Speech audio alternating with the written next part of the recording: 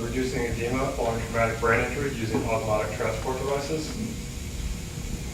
So the team working on this is myself and Dr. Victor Rogers from the Department of Bioengineering at UCR, along with Jennifer Yonan and Dr. Devin Binder from Biological Sciences.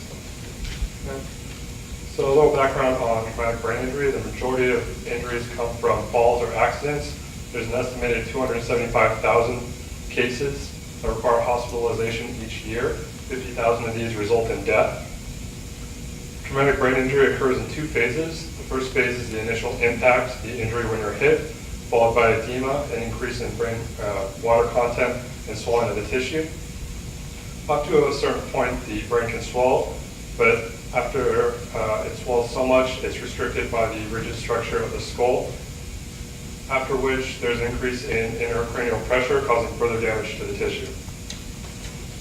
Problem is, there's no effective treatment for reducing this edema. Current gold standard of treatment is craniectomy, where a large portion of the bone is removed, allowing the brain to swell outside of the skull, relieving the pressure. Unfortunately, this doesn't actually treat the injured tissue, and while it's open for the 3 months, the brain is exposed to the atmosphere where it can contract infections. Our solution is an osmotic transport device where we embed hollow fibers in a hydratable material and place this on the injury site. The hydratable material provides contact between the tissue and the device, as well as facilitating water transport out of the tissue into the device. Flowing through the hollow fibers is an osmolyte solution that creates an osmotic pressure, gently pulling the water out of the tissue into the device and away from the brain. We want to compare our device to other treatments for traumatic brain injury. So we have osmotherapy and craniectomy. Osmotherapy is an intravenous injection of hypotonic saline solution. The goal of this is to dehydrate the body and essentially reduce that swelling. It's a systemic injection, so it affects the entire body. It's not particularly effective. Along with craniectomy, they don't have a large impact on neurological outcome or improved survival. We've done mice studies with our device that after 2 hours of treatment, we showed a great increase in neurological function and survival. We're still working on a market, determining the market, but there's $30 billion in the U.S. is spent on hospitalization costs due to traumatic brain injury, and an individual can spend anywhere from $600,000 to a few $1 million over their lifetime for the treatment of traumatic brain injury.